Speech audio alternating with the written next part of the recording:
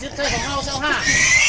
65เราจะ15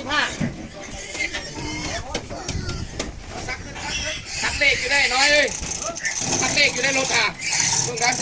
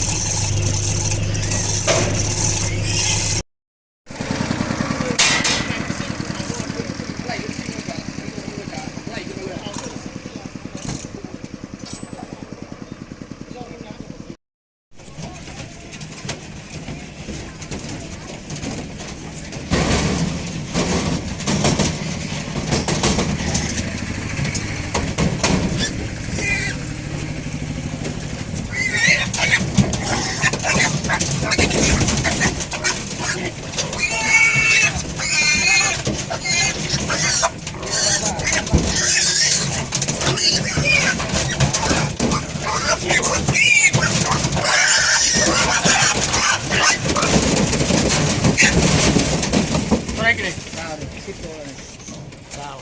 40เต็มเอาแล้วมันไปมันจอนมาพี่เลยตัดไม้มาใส่ตัดแล้วเต็มแล้วแหละแล้วไปพวกเราจะตัดไม้มาใส่นี่แหละ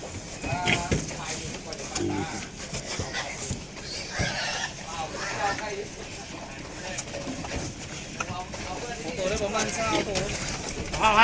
สภาพ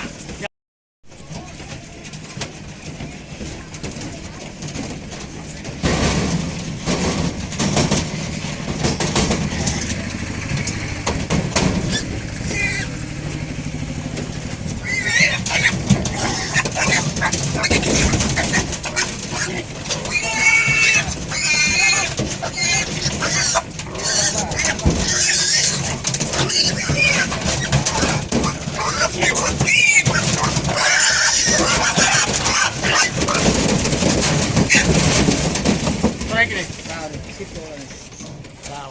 40เต็มเอาแล้วมันไปมันจอนมาพี่เลยตัดไม้มาใส่ตัดแล้วเต็มแล้วแหละแล้วไปพวกเราจะตัดไม้มาใส่นี่แหละ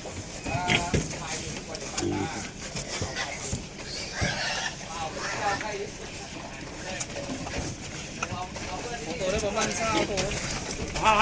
สภาพ